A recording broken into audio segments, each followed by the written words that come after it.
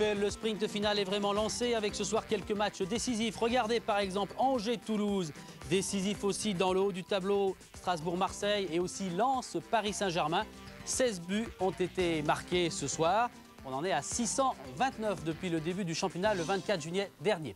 Bonsoir à tous. C'est vrai que cette 30e journée du championnat de D1 est attendue, elle est alléchante et séduisante, tout simplement parce que certains clubs vont très certainement jouer ce soir même leur avenir dans ce championnat. Et puis c'est peut-être un détail, mais pas forcément pour les footballeurs.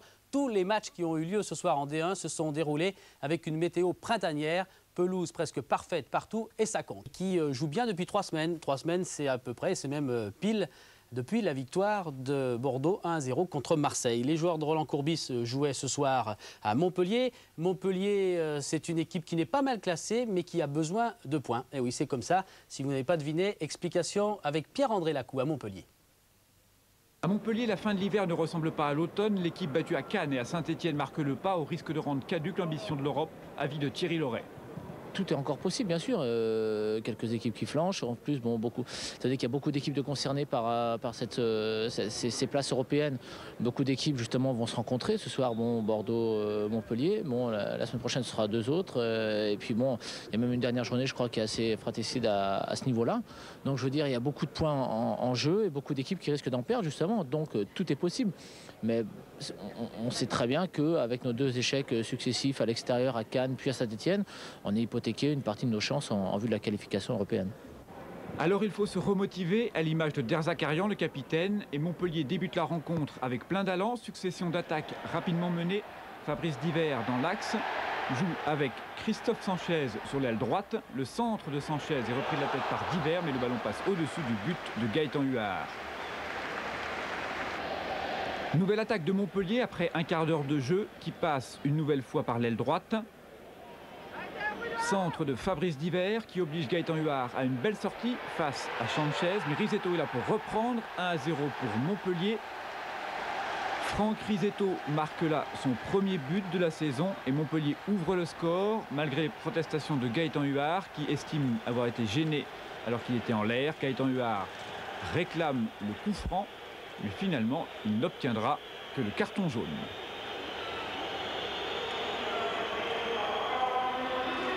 Durant toute la première période, Montpellier continue à imposer ses attaques rapides. Nouveau centre vers Divert, il remet vers Sanchez qui tente le retourner.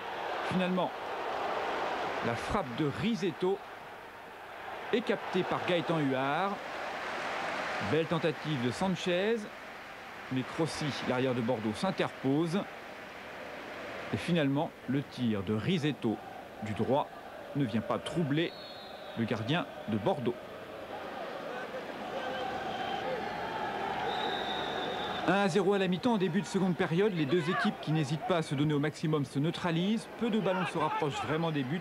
Pas de problème par exemple là pour Barabé devant Santos. La bataille pour la possession du ballon est de plus en plus disputée comme ici avec Dugarry et Derzakarian. Tout ceci jusqu'à la fin du match où les 5 dernières minutes voient le jeu s'emballer. Tout d'abord avec Dugarry qui vient se présenter devant Barabé mais hors jeu de Vichgue a signalé l'arbitre. Ce qui provoque la colère de Roland Courbis sur la touche. Et Bordeaux continue de vouloir revenir au score. Et une nouvelle fois, Dugarry vient se présenter devant Claude Barabé. Une nouvelle fois, Claude Barabé s'interpose. Le gardien de Montpellier, du pied gauche, empêche l'égalisation bordelaise. Le match devient de plus en plus fou. Explication entre Jaffo et Sénac, qui manquent de peu de tourner à la bagarre générale. La tension monte, la nervosité augmente. Et dans les arrêts de jeu, corner pour Montpellier et tête de Jaffo qui passe à côté. 20 secondes plus tard, nouvelle action.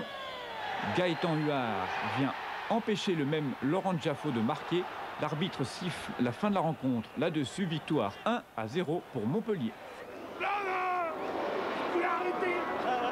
Louis Nicolin peut être content du sauvetage de son gardien.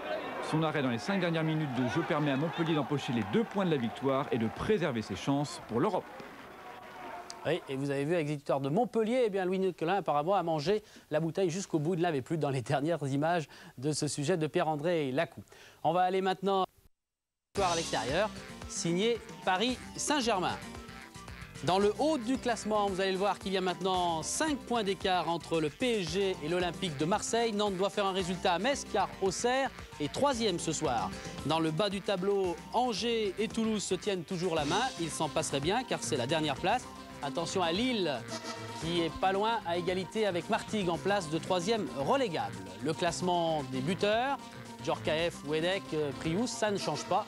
Statu quo en haut de la division 1 pour les buteurs. La prochaine journée, c'est important, il y a eu du changement. 31e journée reportée du 25 au 26 mars en raison de Russie-France Espoir qui se jouera le 23.